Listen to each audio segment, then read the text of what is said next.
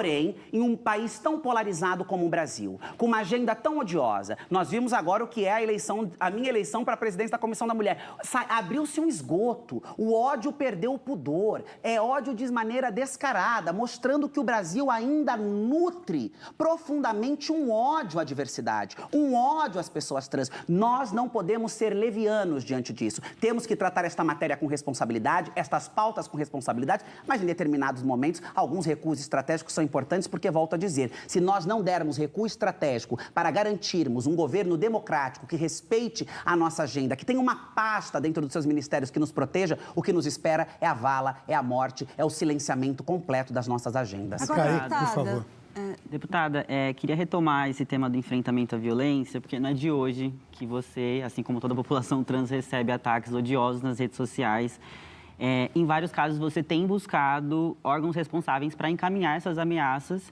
Eu queria entender um pouco como, nesses últimos anos de mandato, você tem percebido a resposta das instituições frente a esses ataques. Houve omissão?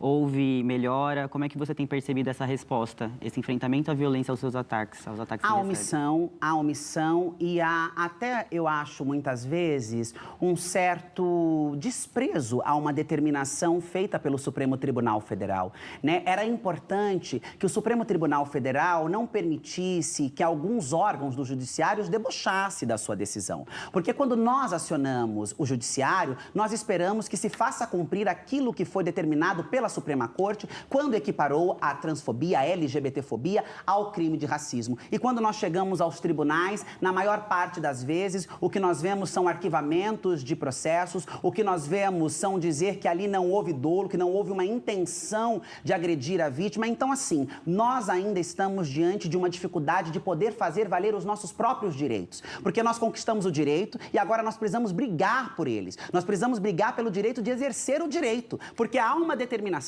LGBTfobia, transfobia é considerada crime. Quando nós vamos recorrer a algumas instâncias, nem sempre nós temos a resposta que nós achamos que deveria ser aquela resposta diante de crime. E eu não estou dizendo de casos que possa haver uma outra interpretação ou de casos que deixam margem para se questionar se de fato ali houve um crime de transfobia. Eu estou dizendo de casos graves, de casos abertamente transfóbicos e que muitas vezes nós temos uma grande dificuldade de conseguir emplacar uma legislação. Por isso que é tão importante que haja uma manifestação em algum momento do Supremo Tribunal Federal, do CNJ, dos órgãos responsáveis, para que as decisões judiciais sejam cumpridas. A lei precisa ser cumprida. E nós, diante do crime, e não só de homo-lesbo-transfobia, quando a gente vai pegar crime de racismo também, há uma dificuldade gigantesca, muitas vezes, de se aplicar a lei. Aí querem levar para injúria, não querem enquadrar naquilo que a lei diz. Por quê? Porque nós ainda vivemos em uma sociedade profundamente racista, em uma sociedade profundamente LGBTfóbica, e isso se reverbera no legislativo, mas também se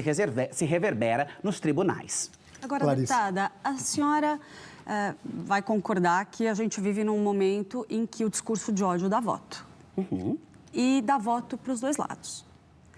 Então, quando a senhora reage com manifestações como aquela postagem que a senhora faz referência aos imbecis, ou, por exemplo, aquela situação do embate que a senhora teve com a deputada Júlia Zanatta, onde a senhora manda ela hidratar o cabelo, esse tipo de coisa também não alimenta, não dá munição para esses personagens parlamentares que estão fazendo esse discurso de ódio descrito pela senhora para ganhar voto, e a senhora não retroalimenta essa dinâmica quando reage com essa intensidade?